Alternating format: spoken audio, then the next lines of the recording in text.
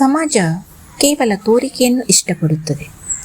ವಾಸ್ತವಿಕೆಯೊಂದಿಗೆ ಸಮಾಜಕ್ಕೆ ಸಂಬಂಧವೇ ಇಲ್ಲ. ಸಮಾಜಕ್ಕೆ ನಮ್ಮ ವಾಸ್ತವಿಕತೆ ಬೇಕಿಲ್ಲ, ಆದರೆ ನಾವು ಹೇಗೆ ಕಾಣುತ್ತೇವೆ ಎಂಬುದಷ್ಟೇ ಮುಖ್ಯ.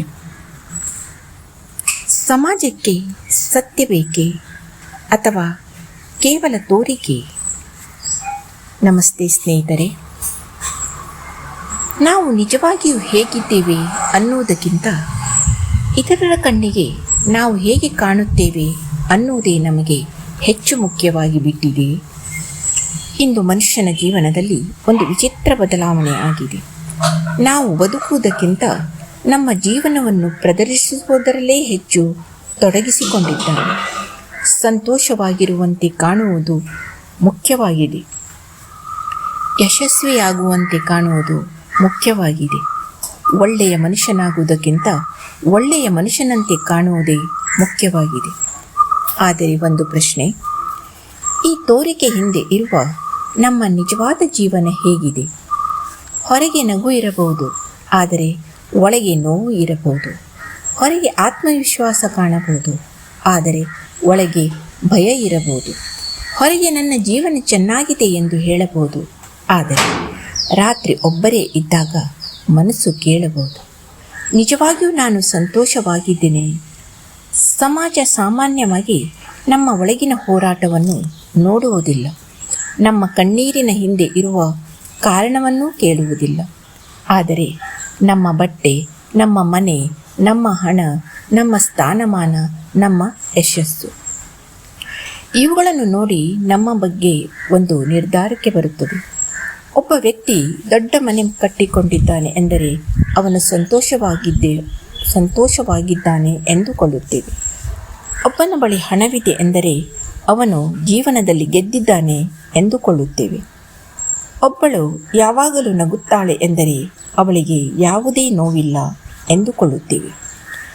ಆದರೆ ಮನುಷ್ಯನ ಹೊರಗಿನ ಜೀವನವನ್ನು ನೋಡಿ ಅವನ ಒಳಗಿನ ಜೀವನಕ್ಕೆ ತೀರ್ಪು ಕೊಡಲು ನಮಗೆ ಹಕ್ಕಿದೆ. ಇನ್ನೊಂದು ಕಹಿ ಸತ್ಯ ಇದೆ. ನಾವು ಸಮಾಜವನ್ನು ದೂರುತ್ತೇವೆ. ಜನ ಏನು ಅಂದುಕೊಳ್ಳುತ್ತಾರೆ, ಸಮಾಜ ಏನು ಹೇಳುತ್ತದೆ ಎಂದು ಭಯಪಡುತ್ತೇವೆ. ಆದರೆ ಆ ಸಮಾಜದಲ್ಲಿ ನಾವು ಇದ್ದೇವೆ. ನಾವು ಕೂಡ ಇನ್ನೊಬ್ಬರ ಜೀವನವನ್ನು ಅವರ ಹೊರಗಿನ ರೂಪ ನೋಡಿ ಅಳೆಯುತ್ತೇವೆ. ಹಣ ನೋಡಿ ಗೌರವ ಕೊಡುತ್ತೇವೆ, ಸ್ಥಾನಮಾನ ನೋಡಿ ಮೌಲ್ಯ ನಿರ್ಧರಿಸುತ್ತೇವೆ. ಒಬ್ಬರ ತಪ್ಪನ್ನು ನೋಡಿ ಅವರ ಸಂಪೂರ್ಣ ವ್ಯಕ್ತಿತ್ವವನ್ನು ತೀರ್ಪು ಮಾಡುತ್ತೇವೆ. ಹಾಗಾದರೆ ಸಮಸ್ಯೆ ಕೇವಲ ಸಮಾಜದಲ್ಲಿದೆಯೇ?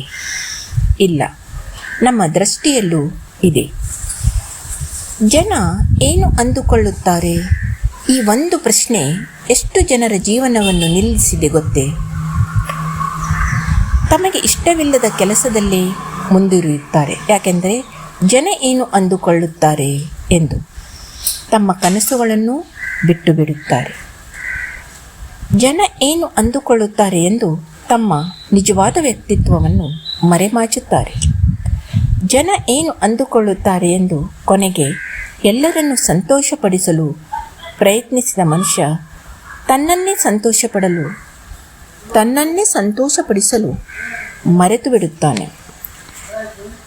ನಿಜವಾದ ಸ್ವಾತಂತ್ರ್ಯ ಎಂದರೆ ಎಲ್ಲರೂ ನಮ್ಮನ್ನು ಮೆಚ್ಚುವುದು ಅಲ್ಲ. ನಿಜವಾದ ಸ್ವಾತಂತ್ರ್ಯ ಎಂದರೆ ಯಾರಿಗೂ ತೋರಿಸಬೇಕಾಗಿಲ್ಲ. ನಾವು ನಮ್ಮೊಂದಿಗೆ ಪ್ರಾಮಾಣಿಕವಾಗಿ ಬದುಕುವುದು. ನಮ್ಮಿಂದ ಏನಾದರೂ ತಪ್ಪಿದ್ದರೆ ನನ್ನಿಂದ ತಪ್ಪಾಗಿದೆ ಎಂದು ಹೇಳಿಕೊಳ್ಳುವ ಧೈರ್ಯ, ಒಪ್ಪಿಕೊಳ್ಳುವ ಧೈರ್ಯ. ನಮಗೆ ನೋವಾದರೆ ನನಗೆ ನೋವಾಗಿದೆ ಎಂದು ಒಪ್ಪಿಕೊಳ್ಳುವ ಧೈರ್ಯ. ಗೊತ್ತಿಲ್ಲದಿದ್ದರೆ ನನಗೆ ಗೊತ್ತಿಲ್ಲ ಎಂದು ಹೇಳುವ ಧೈರ್ಯ. ಸಾಧ್ಯವಾಗದಿದ್ದರೆ ನನ್ನಿಂದ ಸಾಧ್ಯವಾಗಲಿಲ್ಲ ಎಂದು ಒಪ್ಪಿಕೊಳ್ಳುವ ಧೈರ್ಯ. ಇದೇ ನಿಜವಾದ ವ್ಯಕ್ತಿತ್ವ. ಯಾಕೆಂದರೆ ತೋರಿಕೆ ಜೀವನದಲ್ಲಿ ನಮ್ಮ ಜಗತ್ತನ್ನು ಮೋಸ ಮಾಡಬಹುದು, ಆದರೆ ನಮ್ಮ ಮನಸ್ಸನ್ನು ಮೋಸ ಮಾಡಲು ಸಾಧ್ಯವಿಲ್ಲ. ಜನರ ಮುಂದೆ ನಾವು ಎಷ್ಟು ಸುಂದರವಾದ ಮುಖವನ್ನು ಇಟ್ಟುಕೊಂಡರೂ ರಾತ್ರಿ ಒಬ್ಬರೇ ಇದ್ದಾಗ ನಮ್ಮ ನಿಜವಾದ ಮುಖ ನಮಗೆ ಗೊತ್ತಾಗುತ್ತದೆ.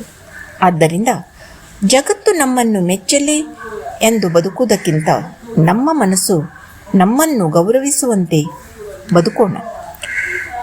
ಎಲ್ಲರಿಗೂ ಇಷ್ಟವಾಗುವ ವ್ಯಕ್ತಿಯಾಗಬೇಕೆಂಬ ಪ್ರಯತ್ನದಲ್ಲಿ ನಮ್ಮನ್ನೇ ಕಳೆದುಕೊಳ್ಳಬೇಡಿ. ಎಲ್ಲರಿಗೂ ನಮ್ಮ ಜೀವನ ಪರಿಪೂರ್ಣವಾಗಿ ಕಾಣಬೇಕು ಎಂಬ ಆಸೆಯಲ್ಲಿ ನಮ್ಮ ನಿಜವಾದ ಜೀವನವನ್ನು ಖಾಲಿ ಮಾಡಿಕೊಳ್ಳಬೇಡಿ.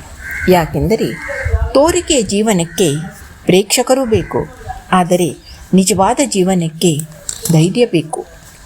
ಒಂದು ದಿನ ನಮ್ಮ ಹಣ ಹೋಗಬಹುದು, ಸ್ಥಾನಮಾನ ಹೋಗಬಹುದು, ಹೆಸರು ಮರೆತು ಹೋಗಬಹುದು, ಜನ ನಮ್ಮನ್ನು ಮರೆತು ಬಿಡಬಹುದು. ಆದರೆ ಆ ದಿನ ನಮ್ಮೊಂದಿಗೆ ಉಳಿಯುವುದು ಒಂದೇ, ನಾವು ನಿಜವಾಗಿ ಬದುಕಿದ ಜೀವನ. ಆದ್ದರಿಂದ ಇಂದಿನಿಂದ ಒಂದು ಪ್ರಶ್ನೆಯನ್ನು ನಮ್ಮೊಳಗೆ ಕೇಳಿಕೊಳ್ಳೋಣ. ನಾನು ಜನರಿಗೆ ಕಾಣಿಸಿಕೊಳ್ಳಲು ಬದುಕುತ್ತಿದ್ದೇನೆ ಅಥವಾ ನನ್ನ ಸತ್ಯದೊಂದಿಗೆ ಬದುಕುತ್ತಿದ್ದೇನೆ? ಈ ಪ್ರಶ್ನೆಗೆ ನಾವು ಕೊಡುವ ಪ್ರಾಮಾಣಿಕ ಉತ್ತರವೇ ಬಹುಶಃ ನಮ್ಮ ನಿಜವಾದ ಜೀವನದ ಆರಂಭ. ನಮಸ್ತೆ.